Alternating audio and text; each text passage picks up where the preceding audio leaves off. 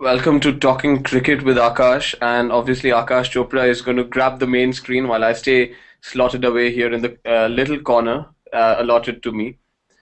So Aakash, wondering about mystery spinners. I'm watching Sunil Narayan play right now as well, and why is it that people like Sunil Narayan aren't even picked for the Test squad really often?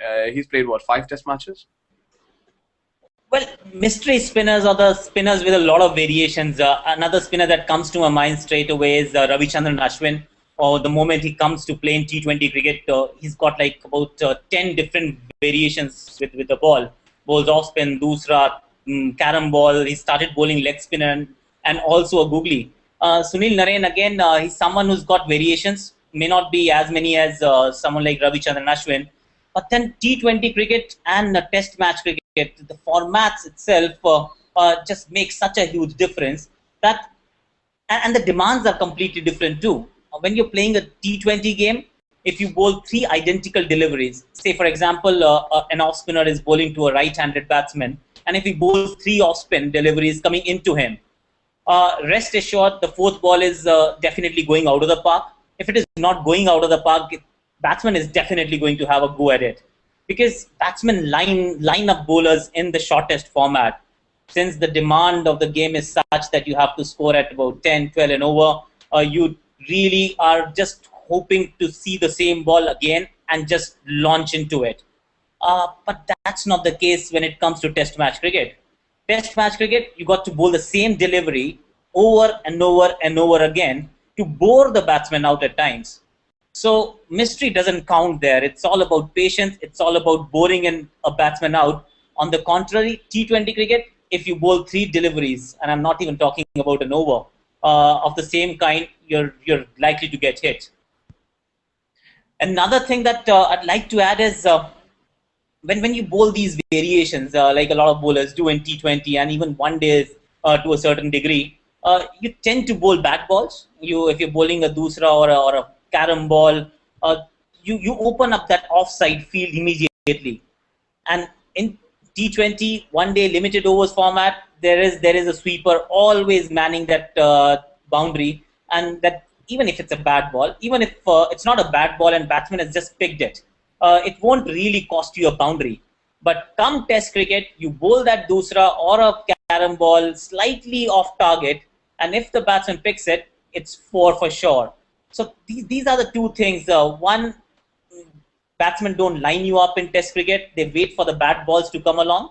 And two, you can't get away with bowling bad balls, and you can't be inconsistent in Test match cricket. And that luxury is what T20 cricket allows you to be. But surely when you have 10 types of variations, you can sort of use them over 40 overs if the spinner is bowling 40 overs in a game. So does this mean that, people like Ashwin, Sunil Narayan and all, they just need to have greater discipline while bowling? Is that what's lacking? I think it's about the discipline, because someone like Saqlain Mushtaq had this wonderful doosra. All leg spinners have got about three variations: leg spin, flipper, and a googly. So it's all about the control. But my issue with having too many variations is that at times you feel obliged to use all those deliveries in a very short span of time. Once you're not sure about how long your spell is going to be, you want to really showcase whatever you have as soon as possible. And I think that's what lets Ashwin down very often. I think that's what Sunil Narayan has faced when he played against England in England, albeit on good batting surfaces, not spinner-friendly pitches. But then that discipline was missing. English batsmen are willing to wait and wait for the bad balls, and they were coming along because Sunil Narayan was feeling obliged to bowl that the one that goes away. So that discipline at times becomes it's actually a problem when you have so many variations up your sleeve. And Ashwin, once this T20 tournament gets over, will do well to really shelve all the leg breaks and the googlies and whatever else that he does in T20 cricket, and goes back to bowling his stock ball time and again and bowl the batsman out. So you're saying self-indulgence is obviously an issue here, but more importantly, there are lots of mystery spinners coming through the ranks now, lots in Sri Lanka, for instance, some in India itself. Do you think they'll take your suggestions on board, or just by themselves they'll be coached to handle their own resources better? It, obviously, you evolve as you play along. When Mendes came into that picture, when he burst into the scene, he was outstanding. He bamboozled Indians in that Test series. I think it took over 20 wickets, and nobody could actually pick his carom ball or his off spin or his doosra, and then the googly that he used to bowl.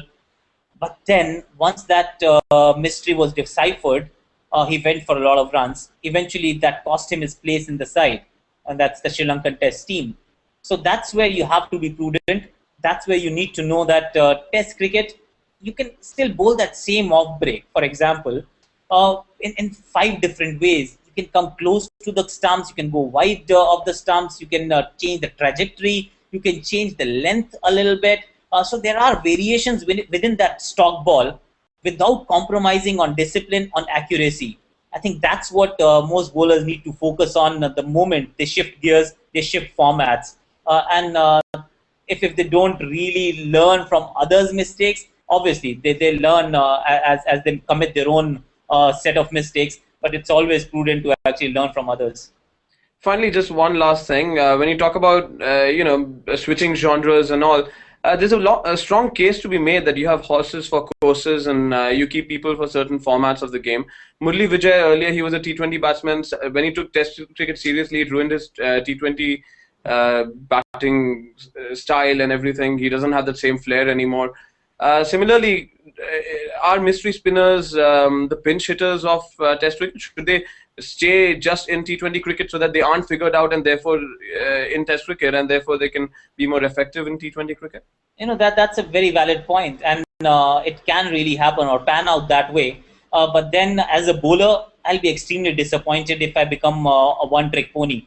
So if I'm a Sunil Narain or a Ravichandran Ashwin or a Sena Nayake, who's extremely successful in the shortest format and aren't really able to find their feet in the longer format, then I'll have a problem with myself. I'll be kicking myself for not really switching gears or not really getting used to the demands of the other format. So while the temptation is there, while the thought is quite tempting that just keep them there because they're successful, and if they play only T20 cricket, the chances of them being deciphered are very low. But as a player, as an individual, you want to really challenge yourself, and Test cricket is that challenge that they need to really step up to. And don't they say, however little they mean it, that Test cricket is still the pinnacle and the biggest litmus test a bowler has to ever face. So, a fan of individualism in Test cricket rather than communism there, Akash. Thank you. We'll do another episode pretty soon. Thank you so much.